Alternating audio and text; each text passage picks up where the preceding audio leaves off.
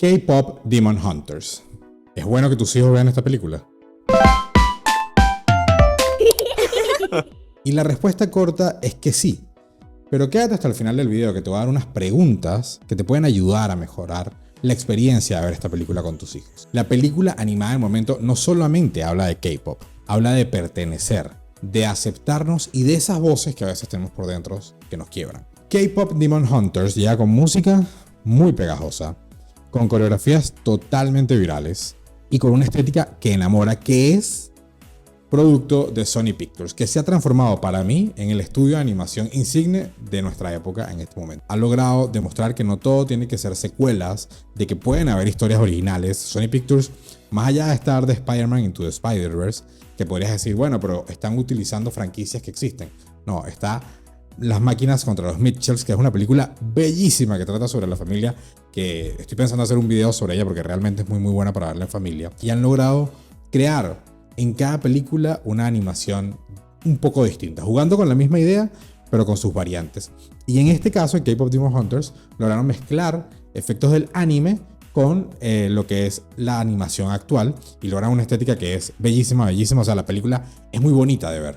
Y de esta manera ellos han ido afinando como una receta para crear películas para preadolescentes, adolescentes. Y eso es algo importante. La película dice que es para mayores de 10 años.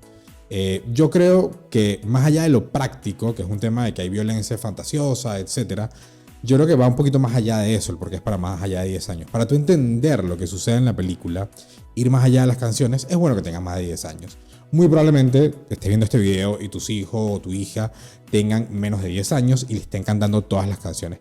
Son canciones bonitas, son canciones pegajosas, son muy buenas las canciones realmente, pero realmente no están entendiendo mucho más allá de la historia, probablemente entiendan algunos factores. Así que si tienen menos de 10 años, es bueno, es 100% recomendable que la vean con ustedes. Si la ven 200 veces, por lo menos que 2 de esas veces la vean con ustedes para que puedan explicarles qué está pasando en la historia y puedan conversar sobre ella. Si tienen más de 10 años, les recomiendo que igual la vean con sus hijos, porque es una experiencia muy bonita, justamente poder ir viendo lo que pasa con la historia de las protagonistas y cómo esto se puede reflejar en la vida de tu preadolescente, adolescente. Para mí, esta película tiene dos fuerzas: la necesidad de ser parte de algo y la presión que genera cargar un legado familiar que a veces puede asfixiar a los jóvenes. Es una historia de cómo nos sentimos cuando no encajamos, o cuando sentimos que nuestra versión real no va a encajar con nuestro grupo cercano, con nuestra red de apoyo, con nuestro grupo de amigos o amigas. El trío protagonista, Mia, es la oveja negra, según como dice la película, de su familia, que está tratando de validarse. Zoe es esta mezcla de ternura con rap, que pareciera que no pega, pero que realmente en ella fluye con total naturalidad. Y Rumi, que es la heredera de las cazadoras, con muchas grietas que oculta por la presión que le enseñó su cuidadora. El arco de Rumi es justamente el corazón de esta película, es decir, el desarrollo del personaje de Rumi es el corazón de K-Pop Demon Hunters. Cuando escondes lo que te duele, te aíslas, y cuando lo compartes en un lugar seguro, te liberas. La música de la película, además de ser muy pegajosa y que probablemente nos recuerda lo que sucedió con Frozen, pero realmente K-Pop Demon Hunters ha roto un montón de récords que Frozen no vio ni de cerca. Más allá de estar de primero en la lista de Billboard, también estaba primero en muchas listas alrededor del mundo, pero es el tiempo que se ha logrado mantener. Y las 4 canciones principales de la película se han mantenido en el top 10 de Billboard y de muchos otros charts, como Soda Pop, que es la canción de la banda de chicos, que además, para que tengamos idea de lo viral que está haciendo todo esto, en el US Open, Djokovic acaba de celebrar, dedicándole esa celebración a su hija, bailando el tema de Soda Pop con la parte viral de la coreografía. Ese es el tamaño de lo que está pasando. It's K-Pop Demon Hunters. Soda Pop is the name of the song. Obviously, it's a big thing globally for teenagers and for kids. But I didn't know about it before. My daughter told me a few months ago about it. So we're at home doing different choreographies, and this is one of them. So hopefully I'll make her smile when she wakes up tomorrow morning. Y es que algo que me parece muy interesante con esta película es como antes nadie había llegado hasta acá. Y es lo maravilloso que hace Sony Pictures de dejar a sus creadores fluir. Como nadie había llegado a hacer algo con el K-pop, a hacer una película animada global con el K-pop. Y fíjense que no le han dado mucha confianza, fue como que bueno, vamos a meterla allí en En Netflix, como que Sony tiene trato con Netflix. El primer mes fue más o menos, pero es el boca a boca lo que ha hecho que crezca. Y la estrenaron un fin de semana en Estados Unidos, hizo 18 millones y no estuvo en todos los cines a nivel nacional. Estuvo en cines seleccionados porque ahora la quieren lanzar a los Oscars. Muy probablemente vaya a ganar, aunque falta mucho para los Oscars. Muy probablemente esta película gane el Oscar a Mejor Película Animada. Pero bueno, volviendo acá, la música también es parte de cómo se va desarrollando esta película. Golden, que es la canción que muy probablemente tu hija ha estado cantando todos los días, es una canción que con la misma letra va evolucionando a lo largo de la película. Porque al inicio es un disfraz, es una aspiración de lo que quieren lograr al crear esta red dorada. Luego se transforma como en un espejo y al final se transforma en un manifiesto de lo que soy. Y la letra realmente no va cambiando tanto, como les decía, vamos cambiando nosotros en cómo percibimos y los personajes en cómo perciben esa canción. Porque a medida que vamos aceptando nuestras grietas, se reescribe el estribillo de la canción. Entonces, ¿en qué consiste la película y cuál creo yo que es el análisis real? Y aquí, bueno, obviamente voy a hablar con spoilers. Si no quieres escuchar spoilers, pues te recomiendo que guardes el video y lo veas después de ver la película. Pero la historia trata de un legado que ha ido de generación en generación de protección del mundo. Esta protección del mundo de unos demonios. Los demonios han logrado reprimirse a lo largo de los últimos siglos gracias a un trío de cantantes mujeres que con su voz logra sanar el alma de las personas o sanar cómo se sienten, un poco así lo interpreté yo, y crean una gran red que retiene a los demonios bajo tierra. Entonces esto ha ido pasando de generación en generación hasta llegar a la generación actual, que es el trío de protagonistas del que ya le hablé. Ahora, Rumi, que es digamos como la principal del grupo y la protagonista de nuestra historia, es hija de una de las cantantes de la generación anterior de estas protectoras, de estas herederas de este legado. Pero su mamá era una defensora, era una demon hunter, una cazadora de demonios, pero su papá era un demonio. No nos dicen muy bien cómo murió la mamá o cómo murió el papá. Creo que el hecho de que fueran tan antagonistas sus situaciones los llevó probablemente a la desaparición. Y ella quedó sola y la cuida una compañera del grupo. Es decir, Celine, que es su cuidadora, quien la cuida, que además Celine se vuelve en quien crea el nuevo grupo de esta nueva generación, que son Mia, Zoe y Rumi. Pero Rumi tiene unas grietas, porque los demonios tienen unas grietas. Cuando vemos a los demonios siempre tienen grietas alrededor del cuerpo. Y están sometidos al poder de del gran mal, por decirlo de alguna manera. Porque esto no es un demonio, sino es como una especie de fuego que se va alimentando con almas. Entonces Rumi tiene estas grietas. Y desde chiquita las tiene. Y la cuidadora le dice que no debe dejar que nadie las vea. Que lo que tienen que hacer es lograr reprimir a los demonios para siempre, para que esas grietas se borren de ella. Ese es, digamos, como el epicentro de lo que significa la película. Luego entonces tenemos el tema de los demonios que están por desaparecer. Ya la generación de Rumi, o sea, esta banda Huntress, está logrando hacer la gran malla dorada, por eso la canción se llama Golden, para poder reprimir a los demonios. Y un demonio, que es un alma perdida realmente, crea una idea que es crear una nueva, o tiene una idea que es crear una nueva banda para robarle los fans a Huntress, una banda de K-pop masculino. Entonces se crea esta guerra de bandas de K-pop, que es muy típica en el K-pop, es muy típica en la cultura del K-pop.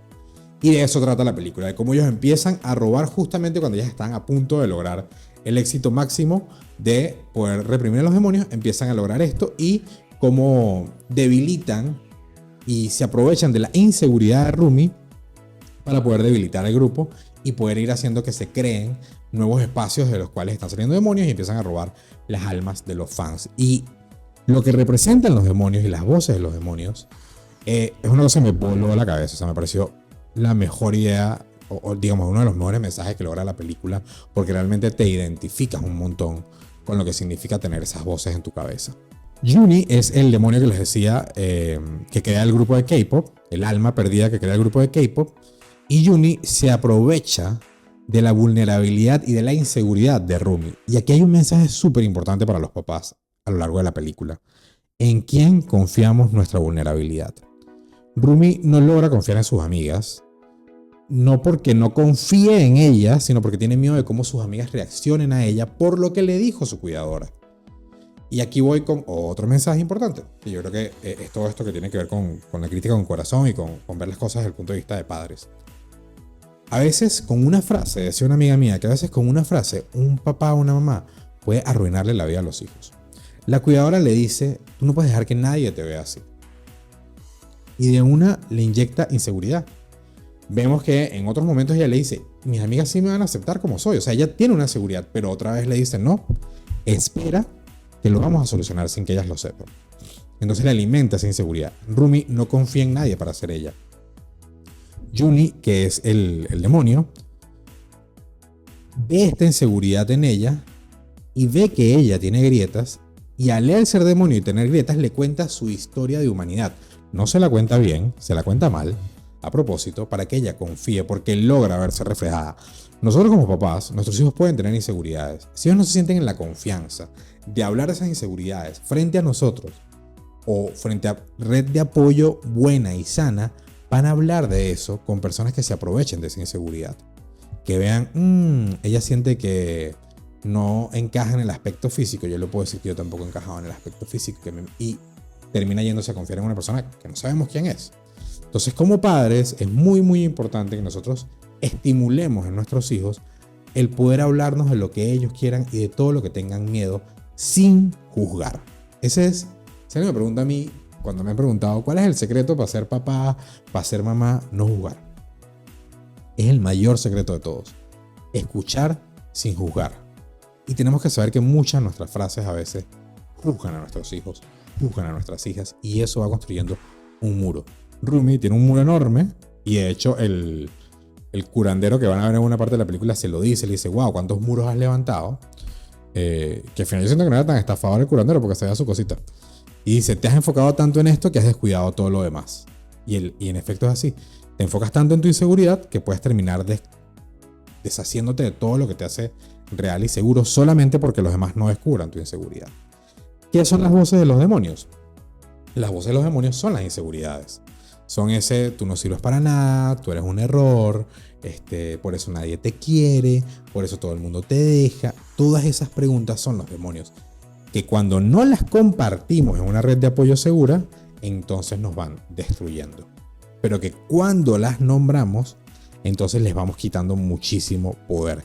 Cuando el grupo se separa, porque hay una parte de la película que logran hacer que Mira y Zoe vean a Rumi con las grietas, y ellas se asustan. Cuando logran esa separación, Mia y Zoe empiezan a escuchar sus voces y también se entregan a estos demonios, se vuelven fans de esta banda. Y allí entra el tema del peso de un legado también, ¿no?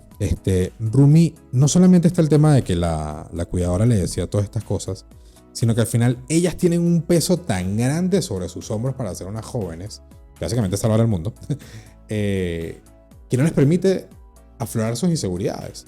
De hecho, hay una cosa que pasa muy subtrama, que es el tema del descanso. La película inicia con ellas emocionadas porque van a descansar, porque tienen una semana de descanso. Esto es lo que se sabe de la cultura K-pop, que hay mucha explotación. No me caigan encima los K-pop, por favor. Pero entonces ellas están emocionadas por el descanso y hacia el final también están emocionadísimas porque van a por fin descansar. Y en el fondo hay un compromiso tan grande con la misión que no se dan el espacio del descanso. Y simplemente se explotan ellas mismas. Pues, o sea, terminan agotadas completamente con toda la situación, terminan peleadas, terminan separándose, obviamente con la influencia de estas voces y de estos demonios. Y al final, cuando se separan, Rumi casi se vuelve un demonio, es parte del clímax de la película, hasta que se da cuenta que la manera en que ellas venían llevando las cosas no era, por decirlo de la manera correcta, sino que al final hay que entender que nadie es 100% bueno ni nadie es 100% malo. O sea, es decir, cuando ella entiende ese balance y que sus grietas no son un problema, y que tener grietas no es un problema, y que tener miedos no es un problema, entonces logran como rehacer todo de nuevo, vuelven a cantar, cantan bonito, se vuelven a unir entre ellas y logran vencer a los demonios de la inseguridad. Miren qué hermoso mensaje da esta película. Cuando te aceptas a ti mismo, cuando compartes con las personas que amas lo que eres, cuando muestras tus grietas sin miedo, porque al final no se borran las grietas del cuerpo de Rumi, se vuelven parte de su identidad las grietas, y lo vemos hacia el final como ella ya usa camisas sin mangas con sus grietas, y eso es algo tan bonito cuando vemos en cosas en los adolescentes. Muchas niñas adolescentes, el tema de la ropa oversize, de usar mangas largas, es porque tienen pena de su cuerpo. Porque tenemos una cultura que condena totalmente y que evalúa mucho a través del cuerpo de los demás.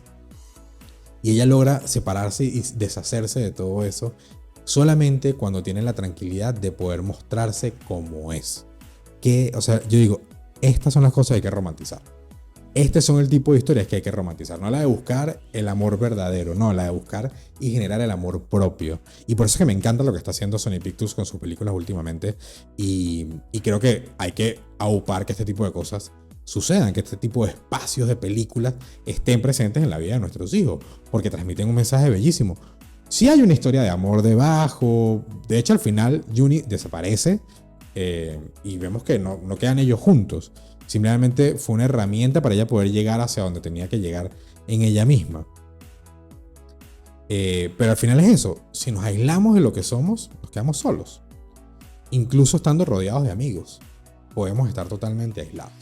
Y eso es algo muy importante para ver con nuestros hijos. Y aquí, entonces les quiero dejar algunas preguntas para que luego de ver la película, ustedes puedan repasar con sus hijos, con sus hijas y crear conversación en la casa. Por ejemplo, preguntarles, si tú tuvieras grietas como Rumi, ¿a quién te daría miedo contárselo? Si tú fueras Rumi, ¿con quién tuvieras miedo de hablar de esto? ¿Quisieras que tus amigas lo supieran? ¿Cómo le contarías esto a tus amigas? ¿Me lo contarías a mí? ¿Me dirías, hey, tengo estas grietas? Y ir viendo a quién y con quién ellos sienten cómodos de hablar de cómo son. Si vemos que no estamos en la ecuación de cómo son, de hablar de cómo son, y de repente nos nombran a otras personas, pero que son personas de confianza, de repente una tía, una abuela, una prima, tratemos de estimular que también somos un espacio seguro. Oye, ¿por qué no me contarías? O, oye, me lo puedes contar a mí, yo te ayudaría un montón. Y ahí también podemos ir viendo y desarrollando qué pasa. Si reaccionamos, oye, porque yo no estoy, vamos a generar un muro más grande. Vayamos siempre con calma y evaluemos, porque a veces de repente ya hay un murito construido y tenemos que ir poco a poco dándole la tranquilidad de que ese muro se puede desmontar. Y preguntarle, si te dice que son otras personas, ¿qué le hace sentir cómodo con eso? Pero, ay, la abuela. ¿Y por qué te hace sentir cómodo contarle esto a la abuela? ¿Y qué te hace sentir cómodo de contarle esto a tu amiga X o a tu amigo X? ¿Qué tiene él, qué tiene ella que te permite sentirte cómoda de contarle la historia de tus grietas? ¿Qué harías tú en el lugar de Rumi? ¿Qué hubieses hecho tú en el lugar de Rumi? Si tú fueras Rumi, ¿qué hubieses hecho? ¿Le hubieses contado a tus amigas a pesar de que la cuidadora le decía que no? ¿Hubieses confiado en Juni? ¿Qué hubieses hecho? Y ahí podemos ir tanteando tal vez si no queremos hablar directamente de su vida, entonces ponerlos dentro de la historia de la película. Por ejemplo, si una amiga, si tú fueras mía, si tú fueras Zoe, si una amiga te confiara algo tan delicado, ¿cómo reaccionarías tú? Y eso también nos ayuda porque tal vez nuestros hijos no tengan grietas grandes, pero tengan amigos que sí las tengan. Y muchas veces, y lo digo por experiencia, a veces una amiguita, un amiguito puede estar en el momento que tu hijo tiene un desborde y qué bueno que tenga, no las palabras indicadas porque al final es un niño, una niña, un adolescente, pero que sí le pueda decir, oye, habla esto con tu mamá, habla esto con tu papá, has hablado esto con alguien de confianza grande, has hablado esto con la profesora, con el teacher, con el maestro, buscarlas guiar hacia lugares seguros. Y eso es bueno que también se lo enseñemos a nuestros hijos, a nuestras hijas. Entonces ponerlas en el papel de qué harías tú si Rumi te contara todo esto, cómo la guiarías, también es una buena manera de abordar la película. Hay algo que yo te he dicho que te marque tanto como marcó Celine a Rumi. Hay algo que yo te digo que de repente haga sentirte que tienes una grieta por dentro. Es una pregunta muy profunda, pero si se sienten en la comodidad de escuchar la respuesta, háganla. Y cuando les den respuesta a eso, no juzguen, por favor, la respuesta. Escúchenla, medítenla y pregunten, ¿cómo puedo expresarme para que tú te sientas más cómodo? Para que tú te sientas más cómoda, ¿cómo sentirías tú que me puedo expresar? Abran esa puerta, tengan ese espacio. Por 10, 15 minutos, tengan ese espacio. Y que cierre bien, que no cierre con pelea. Si sientes que vas a terminar cerrando con pelea, no abras el espacio. Ábrelo si sientes que vas a poder escuchar la respuesta, meditarla y entonces volver a ese lugar con mucha más calma. E ir abriendo un espacio de confianza. Esto es un ejercicio que hice, que me encanta, que es escoge una letra, una frase de la canción Golden y vamos a pegarla en tu espejo. ¿Cuál frase de la canción sería? Y tú también agarra una, tú como papá, como mamá. Esa canción es buenísima, ¿eh? Yo la tengo en mi Spotify, la tengo en mi playlist. O sea, esa canción es buena. Mi hija me dice que me va a encantar el K-pop. Así que, de verdad que es muy buena. Miren, al final, ¿Es buena para verla con tus hijos? Sí, totalmente sí y 1000 veces sí. Es mucho mejor si la ven contigo. Ustedes la van a disfrutar también, de verdad que la trama es muy buena. Y como les decía, es de esas historias que vale la pena que los niños vean. Con todo el respeto a el Disney de los 90 que me crió, y bueno, aquí está Marie, el nombre de mi hija. Con todo el respeto a eso que nos dio, yo creo que estamos en el momento de este tipo de películas. De las películas que nos ayudan a amarnos a nosotros mismos, a abrazar nuestras debilidades, a generar autocuidado en nosotros. Ese es el mensaje y esas son las herramientas que vale la pena que valen la pena que estén en películas de animación. Entonces nada, gracias por llegar hasta aquí, hasta esta parte del video. Puedes entrar en mi página web, soydarioramirezweb.com. Allí tengo libros y herramientas para hablar con nuestros hijos sobre la adopción, sobre la separación, sobre la Navidad, sobre el compartir, sobre las familias distintas, y sigo escribiendo todo el tiempo. Así que también puedes seguir en mis redes sociales, @soydarioramírez, en donde también hago debates que nos ayudan a acompañar esta aventura de criar seres humanos. Así que espero que les haya gustado. Vayan a ver K-Pop Demon Hunters y dejen en los comentarios si a ustedes les gustó vivir esta experiencia con sus hijos. Bye.